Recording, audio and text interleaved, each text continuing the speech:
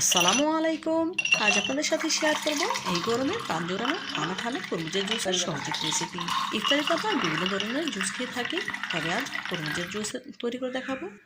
তো বন্ধুরা, না টেনে সম্পূর্ণ ভিডিও জুড়ে সাথে থেকে তরমুজের জুসের রেসিপি দেখে নেওয়ার অনুরোধ রইল। চলুন মূল প্রস্তুত প্রণালীতে যাওয়া যাক। জুস তৈরি করার জন্য পাকা তরমুজ নিতে হবে। লাইটিংয়ের কারণে তরমুজের কালারটা অনেক বেশি হালকা লাগছে। আপনারা অবশ্যই গাঢ় লাল কালারের তরমুজ নেবেন, এতে করে কালারটা অনেক বেশি সুন্দর আসবে। দেখুন, ছোটো টুকরো করে তরমুজগুলো কেটে নিয়েছি, এতে করে ব্লেন্ড করতে অনেক বেশি সুবিধা হবে, খুব সহজেই আর জুসটা বের করে নিয়ে যাবে। এখন ব্লেন্ডারের জারে তরমুজের টুকরোগুলো ঢেলে নেব। দেখুন, সবগুলো তরমুজের টুকরো ব্লেন্ডারের জারে তুলে নিয়েছি। এখন এর সাথে অ্যাড করে দেবো 2 টেবিল চামচ পরিমাণ লেবু রস, দেব 2 টেবিল চামচ চিনি।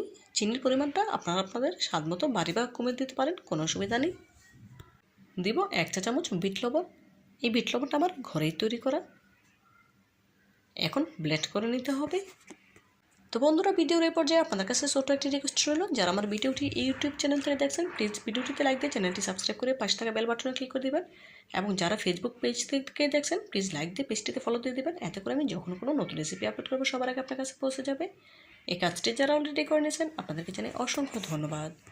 ব্লেন্ড করে তরমুজের জুস তৈরি করে নেওয়ার পর এখন একটি স্ট্যান্ডের উপর ঢেলে নিলাম সেকনের জন্য, এতে করে জুসটা যখন খাওয়া হবে তখন মুখে কোনো দানাদার অংশ লাগবে না, খেতে খুবই ভালো লাগবে, অনেক বেশি স্মুথ মনে হবে। দেখুন, স্প্যাচুলার সাহায্যে খুব ভালোভাবে নেড়েচেড়ে জুসটা সেকে নিয়েছি। অবশিষ্ট যে দানাদার অংশগুলো রয়ে গিয়েছে সেগুলো ফেলে দিতে হবে। ওপরে ভেসে থাকা এক্সট্রা ফেনাটা তুলে ফেলে দিতে হবে, এতে করে জুসের কালারটা অনেক বেশি সুন্দর আসবে। জুসের উপরে ফেনাটা তুলে নিয়ে সার্ভিং গ্লাসে সার্ভ করে আপনাদের সাথে শেয়ার করছি। ঠান্ডা ঠান্ডা পরিবেশনের জন্য গ্লাসে কিছু আইস কিউব দিয়ে দিলাম। দেখুন, গ্লাসে তরমুজের জুস ঢেলে নিচ্ছি। এইভাবে করে ইফতারিতে ঠান্ডা ঠান্ডা তরমুজের জুস খেয়ে নিতে পারেন, অনেক বেশি ভালো লাগবে। তরমুজের জুসের ফাইনাল লুকটা দেখুন, মাশাআল্লাহ, দেখে মনে হচ্ছে এখনই খেয়ে নিই।